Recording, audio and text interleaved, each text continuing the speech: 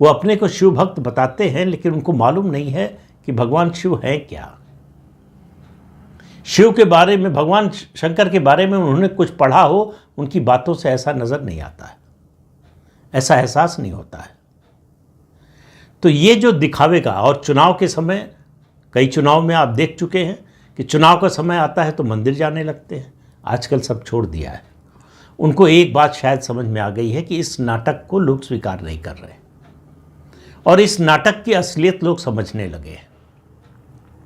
तो अब कांग्रेस पार्टी और राहुल गांधी दोनों खुलकर मुस्लिम तुष्टीकरण की राजनीति पर आ गए, और वो उस भाषा को बोलने लगे हैं। दुर्भाग्य की बात यह है, देखिए, आप किसी समाज के, किसी मजहब के लोगों के समर्थन में खड़े हों, उनका साथ लेना चाहें, इसमें कोई बुराई नहीं है, लेकिन राहुल गांधी, उनकी पार्टी के नेता वो भाषा बोलने लगे हैं जो आज़ादी से पहले जिन्ना बोलते थे, मुस्लिम लीग बोलती थी। राहुल गांधी अगर ये कहते हैं कि उनकी लड़ाई बीजेपी और आरएसएस से ही नहीं, इंडियन स्टेट से भी है, तो इंडियन स्टेट से तो वही लड़ सकता है जो इंडियन स्टेट के खिलाफ हो।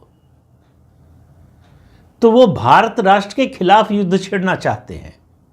सनातन संस्कृति से जैसी वितृष्णा राहुल गांधी और उनके साथी दिखाते हैं, कांग्रेस के इतिहास में उसका दूसरा उदाहरण आपको देखने को नहीं मिलेगा।